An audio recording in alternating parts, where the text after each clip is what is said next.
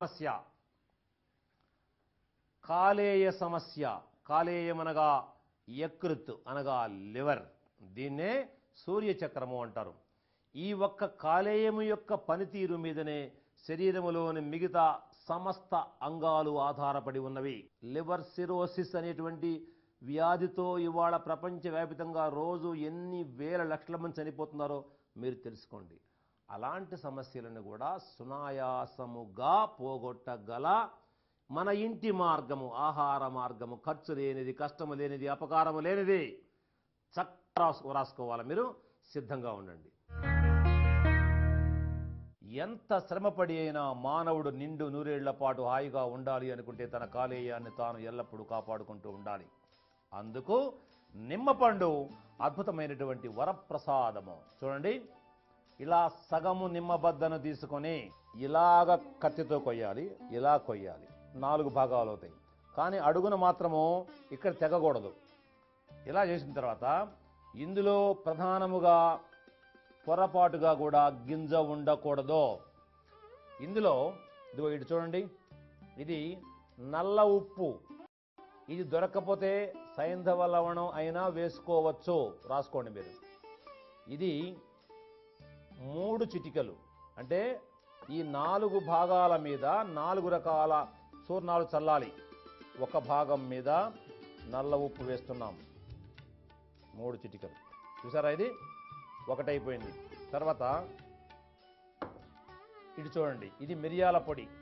మిరియాల పొడి, ఈ మిరియాల పొడి కూడా 3 చిటికలు మరొక ముక్క మీద వేయాలి. మరొక ముక్క మీద చిన్న చిన్న చిటికలు. ఇది చూడండి, ఇక్కడ కలుపుతున్నాం చూడండి. ఇప్పుడు 2కి వేశాం. తర్వాత ఇది చూడండి, శొంఠి పొడి. ఇది కూడా మరొక 3వ భాగం మీద 3 చిటికలు.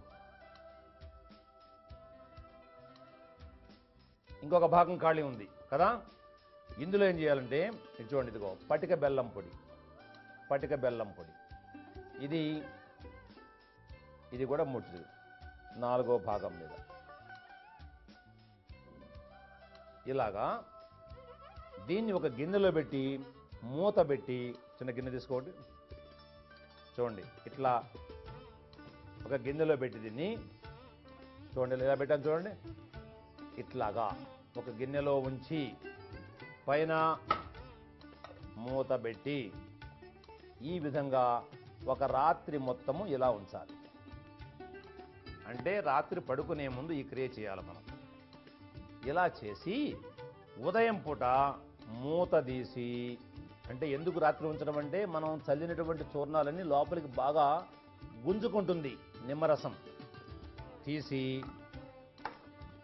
దీన్ని మరలా బయటకు తీసి కొంచెం వేడి చేయాలి. దీన్ని కొంచెం వేడి చేయాలి. వెలిగించు,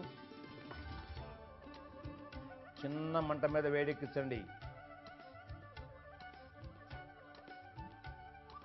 ఇలా వేడెక్కిన తర్వాత దీన్ని కొద్దిగా ఇక తగ్గిన తర్వాత కొంచెం బాగా ఇట్లా అనుకొని మనం ఇట్లా అనుకొని వీటిని చప్పరించి తినవచ్చు, లేదా మొత్తం కలిపి పిండుకొని తినవచ్చు. మీకు ఎలా వీలుంటే అలాగా. చూడండి ఎలా వస్తుంది చూడండి రసం. ఇది ఎంత అద్భుతమైందంటే దీని శక్తి వర్ణించటానికి వీలు లేనిది. గుర్తుపెట్టుకోండమ్మా, అతి భయంకరమైనటువంటి కాలేయ రోగాలకు ముందు మానవ సమాజాన్ని మారణ హోమం చేయబోతున్నాయి. ఈ ఒక్క సూత్రం మీరు తెలుసుకుంటే మన కుటుంబంలో ఇలాంటి సమస్య వచ్చినా, మన ఇరుగు పొరుగు వాళ్లకు వచ్చినా, మన స్నేహితులకు, బంధువులకు ఎవరికి వచ్చినా కూడా వాళ్ళందరినీ కూడా మనం కాపాడవచ్చు. చూసారా, ఇలా పిండుకొని ఈ రసాన్ని తీసుకోవాలి. సూర్య చక్రము పునరుజ్జీవనం అవుతుందో చెప్పుకుందాం. ఎదురు చూస్తూ ఉండండి. చూశారు కదా, ఆశ్చర్యపోతున్నారు కదా. అవును, కాయ సగానికి కోసాం, ఒక బద్ద తీసుకున్నాం. బద్దని 4 ముక్కలు చేశాం. అడుగును మాత్రం కలిసి ఉండాలి, 4 భాగాలు ఉండాలి కదా.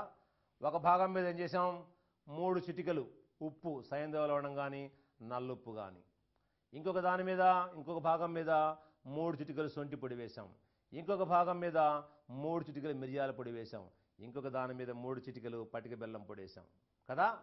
ఇలా వేసి పాత్రలో పెట్టి రాత్రి పైన మూత పెట్టి ఒక రాత్రి అలాగే ఉంచి ఉదయం పూట పెనం మీద పెట్టి కొంచెం వేడి చేసి దాన్నంతా పిండుకొని రసము తాగాం. అయితే ఈ కాయ కోసుకున్నప్పుడు మీరు గుర్తుపెట్టుకోవాల్సిన అందులో విత్తనాలు ఉండకూడదు, అది ఖచ్చితమో ఆ జాగ్రత్త బాగా తీసుకోవాలి. ఈ విధంగా 2-3 వారాలు తీసుకునేటప్పటికి ఆశ్చర్యం, ఇంతలా నుగ్గిపోయినటువంటి కాలేయము తిరిగి మరలా అసహజమైనటువంటి స్థితికి వస్తుంది. మంచి ఆకలి, ఈ జబ్బు పుట్టిన వాడికి మంచి నీళ్ళు కూడా లోపలికి పోవు, కానీ బాగా ఇంత ముద్దలు ముద్దలు ముద్దలు ముద్దలు మింగాలనిపించేంతటి కోరికతుంది. తిన్న ఆహారం బాగా సాఫీగా జీర్ణమైపోతుంది. ఎండిపోయి పాలిపోయి తెల్లబారిపోయి ఇక కాసేపట్లో ఉంటాడో పోతాడో అనిపించేటువంటి వాడు కూడా క్రమక్రమంగా మంచిగా ఎర్రగా బుర్రగా లడ్డులాగా తయారవుతాడు. ఇంత ఆనందంలో మీరు గొంతు నాళాలు తెగిపోయేటట్లుగా ఇంటెల్లపాది చిన్నలు పెద్దలు అందరూ కూడా గొంతెత్తి ఆ మహర్షులకు మనం జయజయలు పలుకుతాం. చెప్పండి, జై ఆయుర్వేదం, జై జై ఆయుర్వేదం శుభం. సర్వ శిరోవ్యాధులను సమర్థవంతంగా సంహరించగల శిరోమంజరి రేపటి కార్యక్రమంలో మా ప్రియాతి ప్రియమైన ఆయుర్వేద కుటుంబ